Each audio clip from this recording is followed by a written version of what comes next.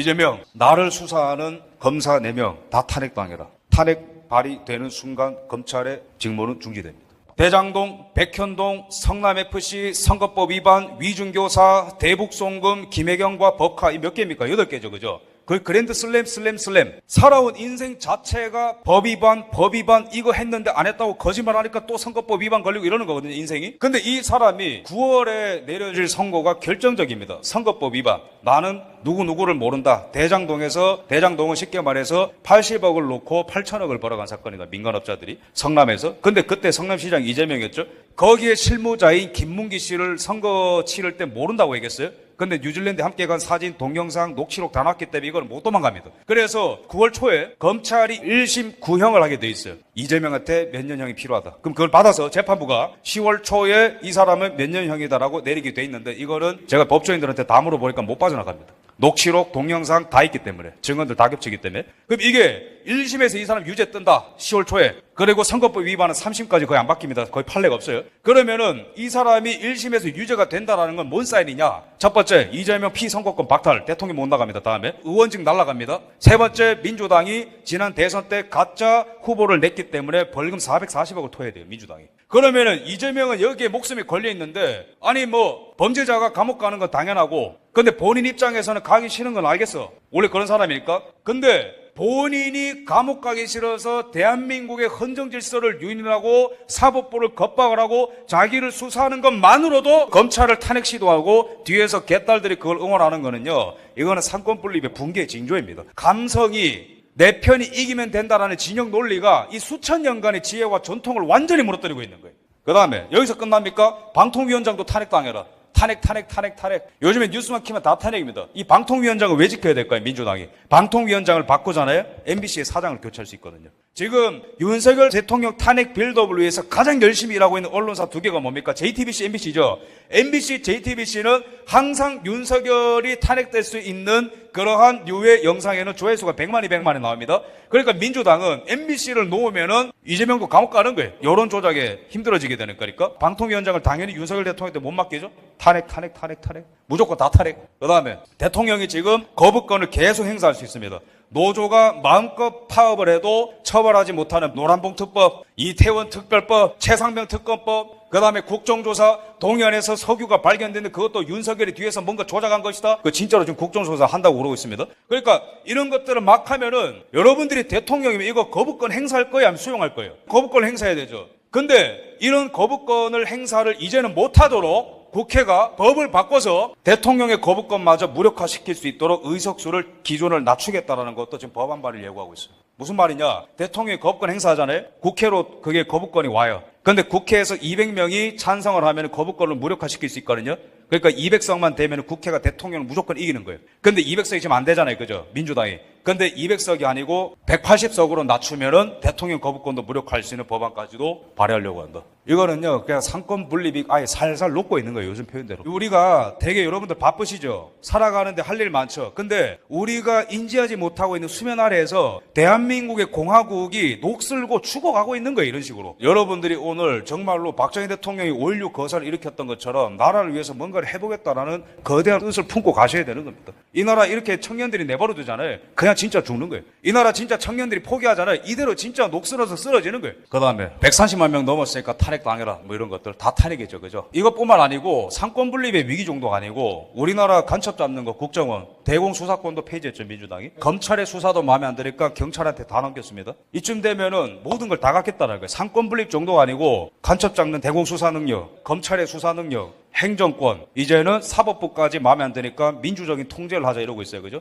이거는요, 우리가 굉장히 평온한 사회를 살아가는 것 같지만 정말 무서운 세력이 대한민국을 지금 집어삼키고 있는 거예요. 여러분들의 임무랑 책임이 정말 막중합니다. 여기서 아주 중요한 탄핵 얘기를 좀 하겠습니다. 지금 전국을 이해하려면요, 무조건 박근혜 대통령 탄핵 때를 이해해야 됩니다. 박근혜 대통령 탄핵 때 있었던 얘기를 제가 말씀드릴게요. 그래야 지금 우리가 사태를 이해할 수 있어요. 박근혜 대통령이 유죄라고 여겨지고 탄핵당했죠. 여러분 순서를 아셔야 됩니다. 유죄 선고를 받고 법원에서 탄핵당한 게 아니에요. 국회에서 탄핵안을 소추하고 헌법재판소에서 탄핵을 하고 그 다음에 법원에서 유죄 선고가 난 겁니다. 여기서부터 뭔가 웃기지 않으세요? 그러면은 박근혜 대통령이 강요죄라고 죄를 명시를 하고 당시 국회에서 탄핵을 발의할 때 헌법재판소도 그런 관점으로 탄핵을 한 겁니다. 그런데 강요죄 이후에 재판에서 강요죄가 유죄로 판결됐을까요? 무죄로 판결됐을까요? 무죄입니다. 왜? 기업인들을 강요한 실증적 물증이 하나도 발견 안 됐거든요. 강요죄가. 두 번째, 직권남용죄. 이것도 무죄입니다. 최순실이 이득을 보고 있다는 것을 당시에 박근혜 대통령이 인지하고 있다는 물증이 단 하나도 안 발견됐기 때문에. 왜 탄핵당한 거죠 도대체? 그래도 최순실이 삼성으로부터 말을 받았지 않냐. 박근혜 몰랐다는데? 그러면은 묵시적 청탁이다. JTBC에서는 지금 JTBC가 최상배 특검법으로 뭔가 있는 것처럼 막 얘기하죠. 속으면 안 돼요. 제가 박근혜 대통령 탄핵 때 정확히 기억하는데 그 태블릿, 박근혜 대통령이 태블릿에 기밀을 담아서 최순실한테 줬다. 최순실이 썼다라는 게 과학적으로 입증이 됐다. JTBC가 계속 얘기했거든요. 근데 손석희가 그렇게 떠들다가 그 태블릿에서 최순실이 아니고 다수가 썼다라는 게 드러나자 손석희가 뭐라 했어요? 어쩌면 태블릿은 필요 없는 줄은 모릅니다. 그런 식으로 하는 거예요, 원래. 다 던져놓고 탄핵당하고 진실이 드러나면 아무도 책임 안 집니다. 그럼 그 태블릿은 도대체 뭐냐? 재판 결과를 딱 까본 거예요. 1심 재판 때 국과수가 태블릿을 다 조사해봤거든요. 근데 당시 JTBC 보도와는 다르게 최순실 혼자 쓴 게 아니고 복수가 썼기 때문에 소유주를 특정할 수 없어. 이걸로 탄핵시킨 건데 이거 어떻게 할 거냐고. 박근혜 대통령이 탄핵당할 때 어떻게 탄핵됐냐면은 특검 수사가 시작되기 전에 탄핵 소추가 됐고 국회에서 합의가 됐고 검찰 수사 과정 속에서 탄핵이 소추가 됐다라는 거예요.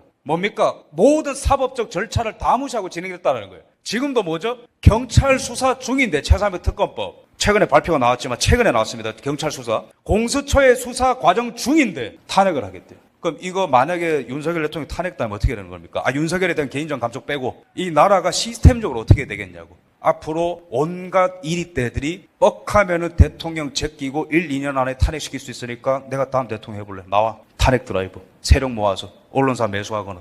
이제는 국민들이 대통령을 바라봤을 때 저건 뭐 2년 안에 내려오겠나 뭐.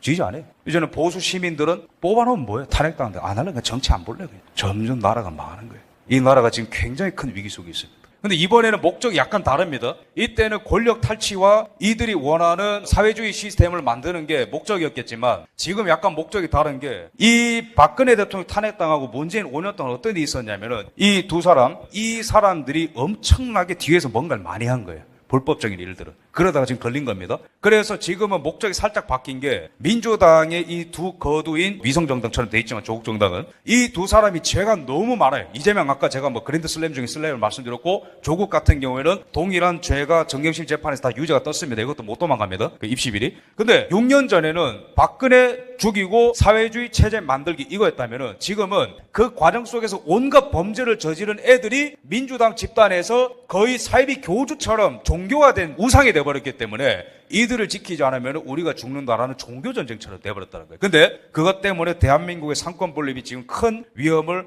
받고 있다라는 거. 그래서 이 두 사람이 감옥 가는 거는요, 단순한 정치적인 복수심에 관련된 게 아닙니다, 여러분. 이 두 사람이 감옥 가야 된다고 제가 방송에서 누누이 말씀드렸던 이유는 개인적인 복수심 때문에 그런 게 아니에요. 이 두 사람이 감옥 가지 않으면은 더욱더 폭주를 하게 될 것이고, 더욱더 상권 분립이 파괴가 될 것이고, 이 두 사람이 감옥 가지 않으면은 더더욱 대한민국 정치에 대해서 양심과 상식이 사라져버린 저 영역을 바라보면서 정치에 관심을 끊고 더욱더 악인들이 날뛸 수 있는 무대가 확장되기 때문에 이 두 사람이 감옥에 가야 되는 게 너무 중요하다는 거예요. 상권 분립의 보존을 위해서, 이 사람들이 파괴하고 있는 양심과 상식의 회복을 위해서 정말로 절실하게 외쳐봅니다. 사법부는 법리대로만 판결해라. 사법부는 법리대로만 판결해라. 사법부는 사람 눈치 보지 말아라. 헌법만 바라보아라. 대한민국의 미래만 바라보고 판결해라. 여기 앉아있는 청년들만 바라보고 판결해라. 그러면은 이 두 사람 정의의 심판을 받을 것입니다.